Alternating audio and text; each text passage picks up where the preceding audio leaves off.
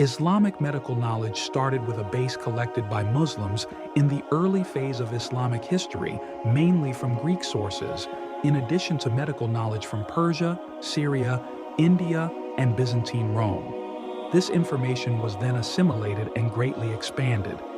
The physicians of the time contributed to this work with their observations, practice, experience, and experiments, helping to develop a flourishing medical science which gave priority to the preservation of health over the curing of ailments.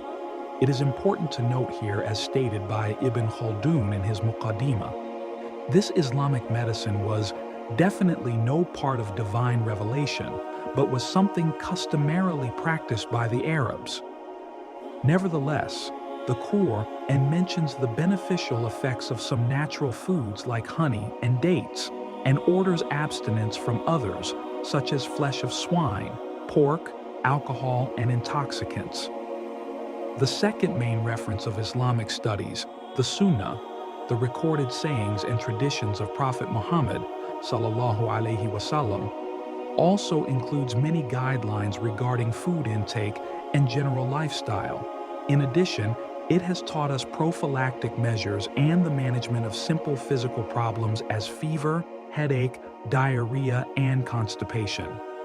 Prophetic medicine places great stress on cleanliness, oral hygiene, and the moral, emotional, and spiritual aspects of human life.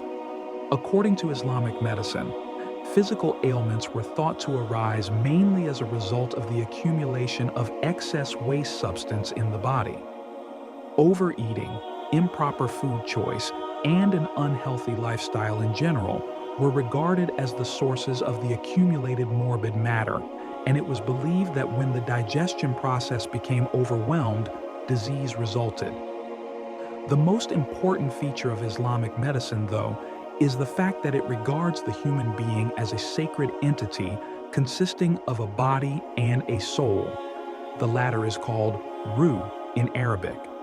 This ruh, which originates from the divine spirit, was regarded by the physicians as the driving force behind the body. Attaining the purity of the soul is the ultimate aim of the healer. In much of the original Islamic literature, we can find a special section on the methods of purifying the heart.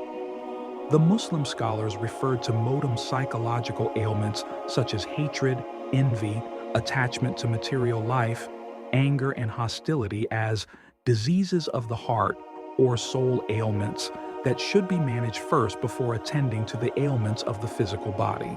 In Islamic medicine, the mode of practice started with physiotherapy and nutritional assessment. If those did not produce the required healing, the physician then resorted to drugs.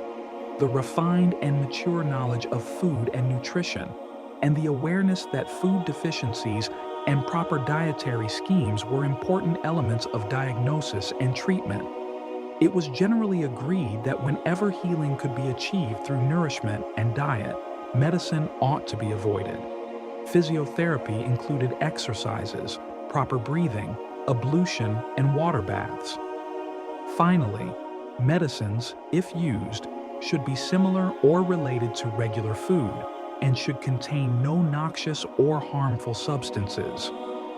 To wrap up, Islamic medicine offers us a powerful reminder that true health isn't just about treating physical illness, it's about nurturing the whole person.